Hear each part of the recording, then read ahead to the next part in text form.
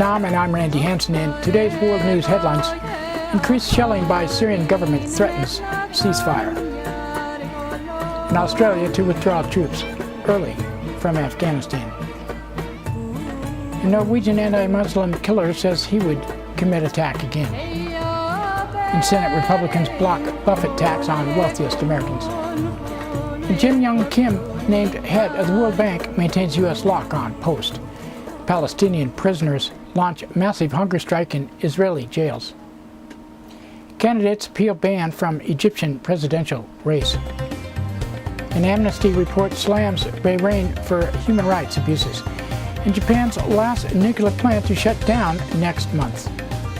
A U.S.-Filipino military exercise draws protest in the Philippines. And Argentina moves to nationalize major oil company. And Tara Montenruok elected third president of East Timor since independence. An FCC fines Google $25,000 for impending probe of data collection practices. An OWS activist arrested at foreclosure auction near stock exchange. An AP wins Pulitzer for NYPD Muslim spying series, and Manning Marable wins for Malcolm X book. An Alaskan and Kenyan activist among 6 winners in the Goldman Environmental Prize. GVTV News would like to say the views expressed on our news broadcast do not necessarily reflect the views of NCTV Digital Media Center, but before these stories, GVTV would like to thank one of our underwriters who supports your only visual video news media in Nevada County. That's right, it's us, GVTV News.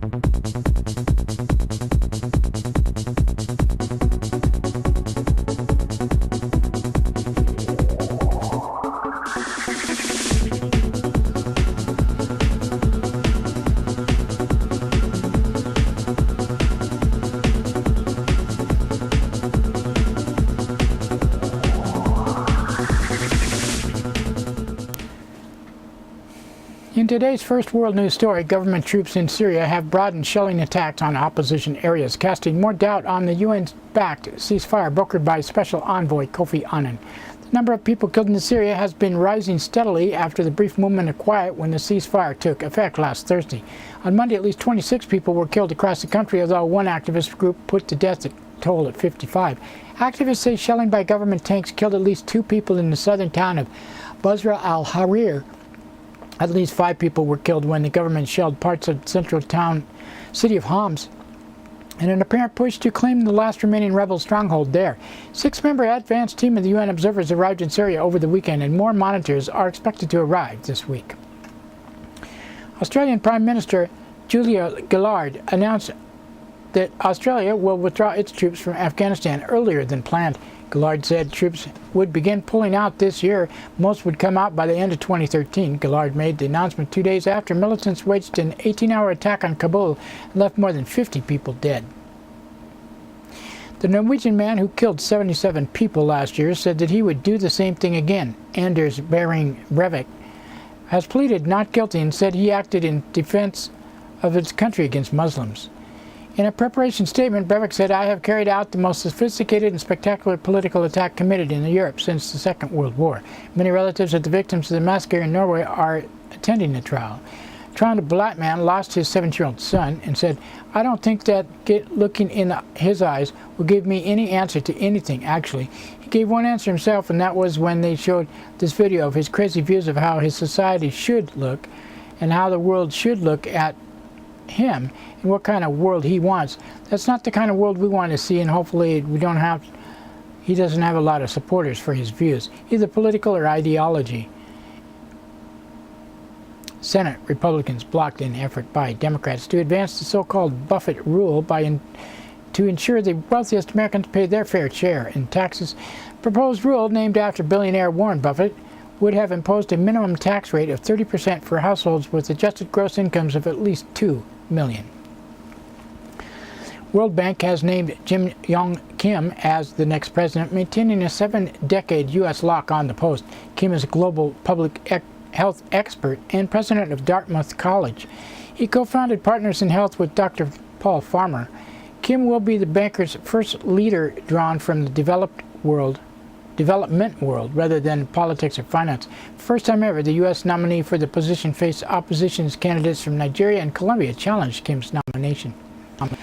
Some 1,200 Palestinian prisoners in Israeli jails have reportedly begun an open-ended hunger strike.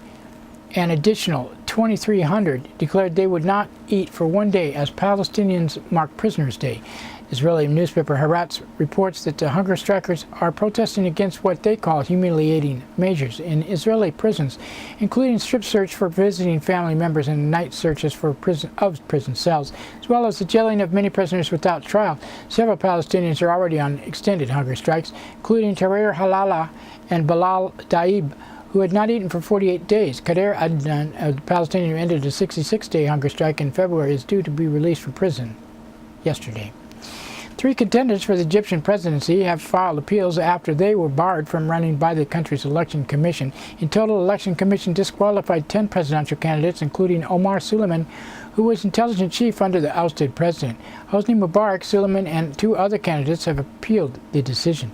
The commission move came after a massive crowd gathered in Cairo's Tahrir Square on Friday to protest the inclusion of figures from Mubarak's regime in a presidential race. Elections are scheduled to begin May 23rd. A new report by Amnesty International criticizes the U.S.-backed Bahraini government for continuing to commit human rights violations against anti-government protesters. Suzanne Nassel is executive director of Amnesty International USA and said, if it continues to hold large numbers of people in detention, it has imposed very harsh sentences on people without fair trials. There are 14 opposition leaders that remain in custody. There's been no high-level accountability for these abuses. So we see a window dressing in the form of an independent investigation that gave an aura of seriousness on the part of the government in terms of living up to their human rights responsibilities, but really very little in the way of follow-through. Japan will go without nuclear power for the first time in decades after the last plant currently operating in the country is shut down early next month. Japan's trade minister said 2 reactors that have been idling since the massive earthquake and nuclear disaster at the Fukushima Daiichi facility would not be brought back online before the country's last plant is shut down. Before the Fukushima crisis last year, nuclear power made up 30% of Japan's electricity demand, but one of the country's 54 reactors are currently offline following safety concerns. And nearly 7,000 American Filipino troops have begun a major joint military exercise that will include combat drills near disputed South China Sea waters. Exercise comes as the United States expands its presence in the region. On Monday, dozens of Filipino student activists protested outside the U.S. Embassy and called on all U.S. troops to leave Philippines. U.S. and Filipino military officials claimed the military exercises were not meant to provoke China. This is Marine Brigadier General Frederica Padilla. And he said, well, this exercise from our standpoint is not linked to any particular situation. It is merely an opportunity for us to work on our relationship and be able to be ready. And again, this year, the scenario is a humanitarian assistance and disaster relief scenario. So that's really what we're focused on. It's just to build that bond, building the friend relationships so that we can respond better if a crisis comes. Argentina has unveiled plans to nationalize the country's largest oil company, YPF, in a major push to reclaim sovereignty for the country's natural resources. Argentina President Cristina Fernández de Kirchner said Monday the government would seek a 51% share of the company. She accused the firm's majority owner, the Spanish company Repsol, of failing to meet Argentina's energy needs. The move sparked an outcry from Repsol and the Spanish government. And Tar Martin Ruok has been elected president of East Timor, becoming the country's 3rd president since it won independence from Indonesia 10 years ago. Ruok was the last commander of the East Timor National Liberation Army, until before independence. And Federal Communications Commission is seeking a $25,000 fine from internet giant Google after the company impeded and delayed a probe of its data collection practices. FCC examined how Google secretly collected personal information, including emails and text messages, though its Street View location service. $25,000 fine is the maximum penalty for failing to comply with the investigation.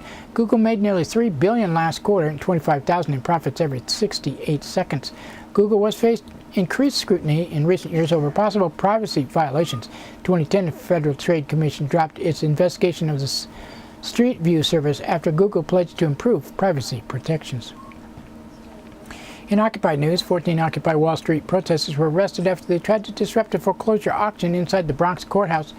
A protester was issuing summons for disorderly conduct for singing during the proceedings. Meanwhile, New York City police made several arrests last night near the New York Stock Exchange, where Occupy protesters have been sleeping on the sidewalks for the past week. And Columbia University has announced the winners of the 96th Annual Pulitzer Prize. Two online publications, Huffington Post and Politico, each won Pulitzers for the first time. Other winners included Associated Press for the coverage of the New York City Police Department's clandestine surveillance of Muslims, and New York Times in its coverage of how the wealthiest U.S. citizens and businesses exploited loopholes and avoided taxes. The late Manning Marable won the Pulitzer Prize for this history for his book, Malcolm X, A Life of Reinvention. And 6 environmentalists have been named winners in the 23rd Goldman Environmental Prize. Alaskan Inupiat activist Caroline Cannon won for her work to protect against the drilling in Arctic seas. And she said, when I met with President Obama a couple years ago, he told me that he knew that it felt to be treated as a second-class citizen. He made a promise to work with the Inupiat people and to protect our way of lifestyle, and he gave us hope. Kidding activist Akal Angelil won Goldman Prize for her campaign blocking construction of one East Africa's most significant infrastructure projects, the Gib 3 Dam, which could lead to the region's Lake Turkana drying up. It's so hard when you're talking about environmental rights and resource governance in a place where people are just thinking, can I just get a meal today? Can I see today and, wait and see what tomorrow brings? So that's the hardest challenge. But working in an area where the communities are already in conflict over resources was really hard to bring them together and say, listen, we understand the other issues, but as of now, we have to speak as one voice. The other winners were Ma Jun from China, Evgenia Shirokova from Russia, and Edwin Garaguz of the Philippines and Sofia Gatica of Argentina. And that's it for today for our world news. I would like to thank another underwriter.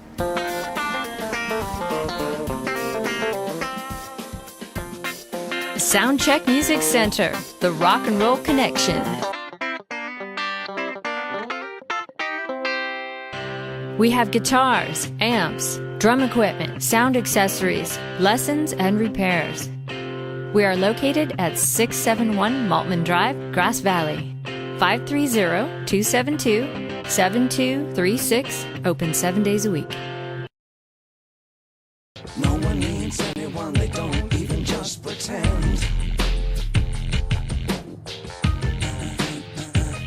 John is an American. I'm afraid of Americans. I'm afraid of the world. I'm afraid I can't help it.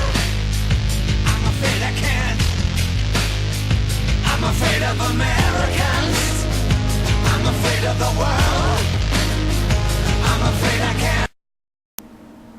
That's right, it's time for the police blotter, and pictures in the blotter not from these actual events but used for visual aid only. Grass Valley Police Department on Sunday, 8:06 a.m. A woman from 900 block of East Main Street reported a break-in at a business. At 9:16 a.m. a caller from 100 block of Bennett Street reported hearing a man screaming. 10:53 a.m. a man from 1100 block of West Main Street reported seeing an item that had been stolen from Yuba County in the window of a store. And 1:01 p.m. a caller from 300 block of Miners Trail reported reckless quad drivers. 1:37 p.m. a caller from 100 block of Neal Street reported a counterfeit $20 bill. And 1:51 p.m. a caller from Hennessy School reported possible lewd acts on the playground. 8:27 p.m. caller from Nevada City Highway reported transients were loitering. They agreed to move on. 9:02 p.m. a caller from Brunswick Road overcrossing reported a man possibly under the influence pretending he could fly. He had been drinking and was going back to his camp. 10:41 p.m., a caller from 100 block West Olympia Drive reported a verbal fight that was becoming physical. They were settling down and going in for the night. And 11:02 p.m., a caller from 800 block of Annex Avenue reported a physical fight. A man was arrested on suspicion of being drunk in public. And Monday, 1:01 a.m., a door had been kicked in at a business 100 block of West Main Street. At 4:29 a.m., a caller from 1000 block of Sutton Way reported finding drugs. 5:46 a.m., a caller from Joyce Drive and Whiting Street reported a Honda had been stolen after the keys were left in the floorboard overnight. At 6:22 a.m., a caller from 5th St. Ledger reported a vehicle hit a tree. It was the stolen vehicle. Nevada County Sheriff's Office on Sunday, 1:19 a.m., a caller from 12,000 block of Mayflower Drive reported a verbal argument. It was party that had been broken up. 3:13 a.m., a caller from 10,000 block of Manzanita Drive reported hearing multiple gunshots. At 4:21 a.m., a caller from 18,000 block of Mountain View Drive reported a woman came to his door asking for help, then left on foot. He called back to say he found her in his car. At 7:32 a.m., a woman from 10,000 block of Quail Creek Road reported someone shut off her power and flattened 3 of her tires. 11:23 a.m., a caller from Highway 174 and Bear River Bridge reported 10 people throwing ropes across the river with a pulley. They were okay. At 12:28 p.m., a caller from 12,000 block of Somerset Drive reported 2 men trespassed on Friday. At 3:24 p.m., a caller from 12,000 block of Hutto Road reported a naked man in her yard. He was wearing tennis shoes. He could not be located. At 3:41 p.m., a caller from 11,000 block of Ridge Road reported a residential burglary. At 8:05 p.m., a caller from Limekiln Road reported hearing a child screaming, who was found to have been playing. Nevada City Police Department on Sunday, 10:26 a.m. A caller from 300 block of Washington Street reported a person picked up a bag with a knife and needles in it and hid it in a stairwell. At 11 a.m., a person returned to collect the bag. At 12:34 p.m., a caller from 400 block of Railroad Avenue reported the theft of a rear plate from a truck. At 9:33 p.m., a man from 500 block of Long Street reported an attempted burglary to his residence. And that's it for the Police Blotter today. Now we'd like to thank another one of our underwriters who supports your only visual video news media in Nevada County. That's right, it's us, GVTV News. Christopher's Old World Deli and Catering Company has brought its delicious food and service downtown Grass Valley. Like desserts? They got 'em. You like international style lunches? They got 'em. Christopher's Deli and Catering for parties, get-togethers, weddings, or whatever. Open 7 days a week.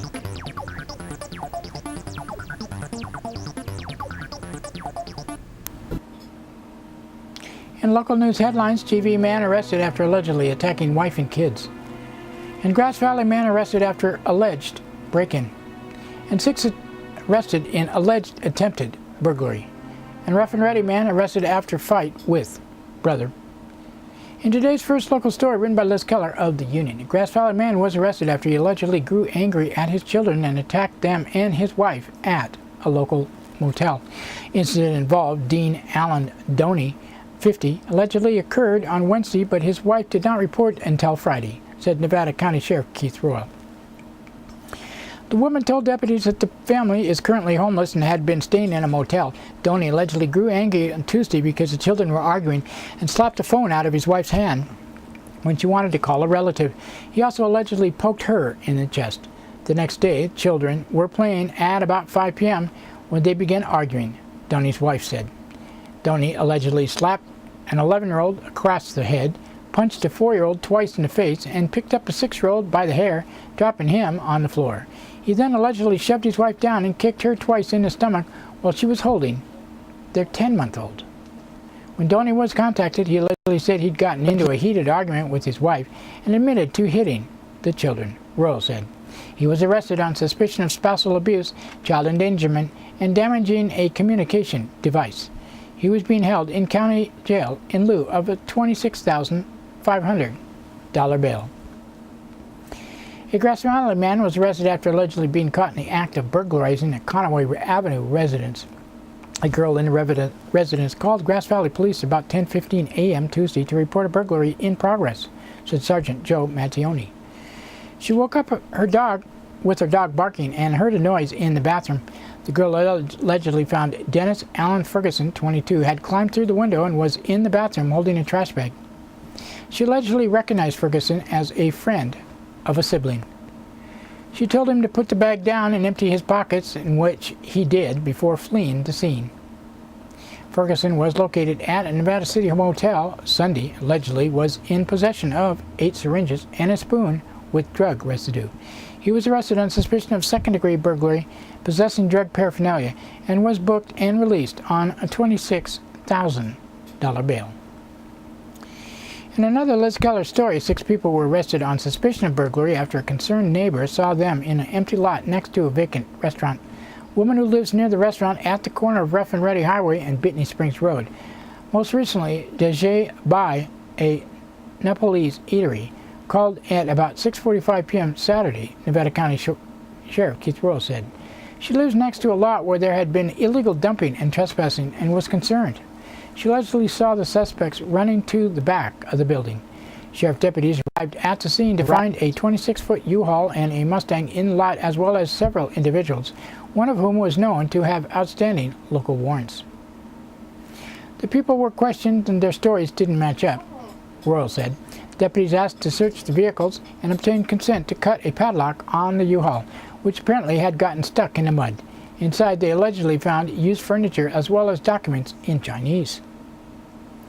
After following the tracks from the U-Haul, deputies found a semi-trailer next to the restaurant that was empty. The thieves allegedly had taken everything from the trailer, moved it to the U-Haul. Larry Allen Rice, 56, Jonathan Kermit Johnson, 23, Roy Philip Warren, 53, and Jeffrey Scott Dean, 23, and Roxanne Marie Cottrell, 19, all of Grass Valley, as well as Lawrence John Burke, 18, of Colfax, all were arrested on suspicion of second-degree burglary and criminal conspiracy. Dean also was arrested on 3 outstanding misdemeanor warrants. Dean and Cottrell had been arrested as part of a drug sweep in January at a home on Highway 20, off 20. Dean had been arrested on suspicion of being under the influence of a controlled substance, possession of concentrated cannabis, and having a warrant for failure to appear. And Cottrell was arrested on suspicion of being under the influence of a controlled substance and violating probation. Burke had been arrested in the parking lot of Nevada Union High School last month, allegedly for being in possession of illegal cherry bombs and drug paraphernalia. A rough and ready man remains in custody after allegedly lunging at his brother with a knife during an argument Friday morning. Nevada County Sheriff deputies were called out to residents in the 15,000 block of Black Bear Lane at about 8 a.m. for a report of a physical fight between 2 brothers, according to dispatch reports. Victim, who was not identified, said his brother, Benjamin Nussendorfer Emmerich, had accused him of breaking into his room, and the two began to argue. Nussendorfer Emmerich allegedly armed himself with butterfly or folding knife. Victim told deputies he then grabbed a pair of pruning shears. He said his brother then lunged at him, scratching him in the abdomen with the knife. The two had separated by the time deputies arrived. Nussendorfer Emmerich, 20, was arrested on suspicion of assault with a deadly weapon and was being held in county jail in lieu of a $25,000 bail. Looks like I got a couple more viewers. And that's it for local news today. We'd like to thank the Union, Amy Goodman, Reuters, and Associated Press and others for the sourcing of our news, and you for watching. You can watch this broadcast, Comcast Cable, NCTV Channel 11, Nevada County, 8 a.m., 3 p.m., 7:30 p.m., Monday through Friday, Southern Links Channel 16 in Truckee and Alta Sierra. We're also streamed on the internet, NCTV's Digital Media Center website at NevadaCountyTV.org and GVTV.org. And don't forget Grass Valley Television plays 24/7 on the net, GrassValleyTelevision.com. We post to Facebook, YouTube, Blip.tv, and many other podcast sites and other types of sites in RSS feed and video podcasts on iTunes. Just search under video podcast for GVTV News. Content is controlled by the producer of this newscast, me, and Grass Valley Television is not necessarily the opinion of Nevada NCTV Digital Media Center. Grass Valley Television also videotapes local events around Nevada County So for more information, Grass Valley Television at gmail.com, 362-8889. The show produced by Grass Valley Television of Rural County's television network. And by the way, I misspoke yesterday. I said Nevada City Television. It was Nevada County Television. That's a correction. Talk to you tomorrow. Should be the Thursday, I think.